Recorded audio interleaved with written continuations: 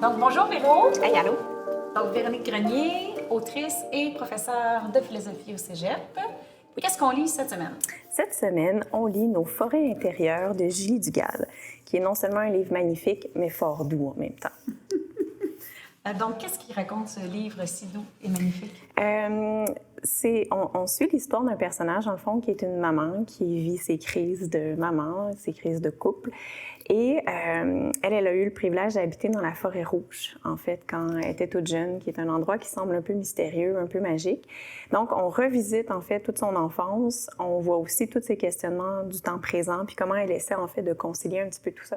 Fait que je dirais que c'est de la narration de l'intime. Il y a aussi toute une histoire qu'on suit, mais je pense que ce que j'ai vraiment aimé dans ce livre-là, c'est un livre aussi qui nous parle des récits, dans le fond, qu'on se fait, des mythes aussi qu'on peut se raconter, ou de la candeur qu'on a des fois dans l'enfance, dans l'interprétation peut-être de ce qui se passe dans la vie adulte.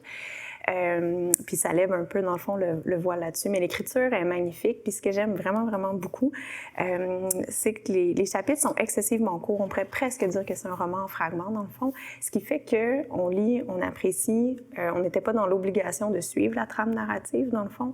Puis on reprend, puis tout cela se lit vraiment vite et bien. Donc, ça parle de forêt, comme plusieurs livres qui sont sortis pendant la pandémie.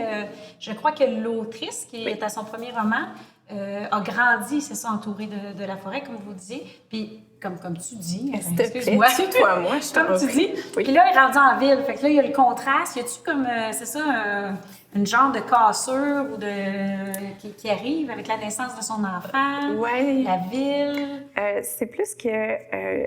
subitement, elle se rend compte peut-être qu'elle est prise dans une habitude, qu'elle se sent un petit peu déracinée, justement, puis qu'elle aura envie, en fait, de retrouver ça. Puis il y a toute la thématique de la liberté aussi, puis ce qu'on a envie de laisser à nos enfants, puis elle se rend compte que, justement, dans l'environnement dans lequel elle est, c'est peut-être pas si possible que ça. Fait que c'est toute une espèce de quête, dans le fond, de liberté pour soi, mais aussi de celle qu'on peut transmettre comme parents. Fait qu'il y a vraiment... C'est intéressant parce que l'histoire est très, très fluide. Comme je disais, l'écriture est vraiment belle, beaucoup d'images qui sont fortes, mais c'est aussi un livre qui nous permet de réfléchir, ce que je trouve toujours intéressant, dans lequel on peut aussi, selon notre parcours, se reconnaître. Ça aussi, ça peut faire mal et faire du bien en même temps. Fait que, non, c'est un livre que j'ai vraiment trouvé le fun à lire, qui s'est lu comme presque d'une traite, j'ai envie de dire, puis que c'est clair que je vais le relire aussi. Oui, ça va être un livre que je vais relire. Donc, on espère que l'autrice se commettra et fera un autre livre. Je serais contente. Oui, je serais contente. Je serais contente. Est-ce que je peux en lire un petit bout? Oui, s'il vous plaît. Ça donne le ton. Puis, je pense aussi que ça peut parler toute à une génération, peut-être les gens qui ont à peu près mon âge dans la quarantaine. Moi, je la lisais, puis je revoyais les parties dans les grosses familles qu'on pouvait avoir, les manteaux partout, puis les petits cornichons, puis tout le kit, là, on retourne dans ça. Chez nous, on mangeait pas de fromage ni de melon d'eau parce que ça coûtait trop cher. Mais il y avait toujours de la bière dans le frigo et de la crème de menthe sur le comptoir. C'était le prix de la liberté.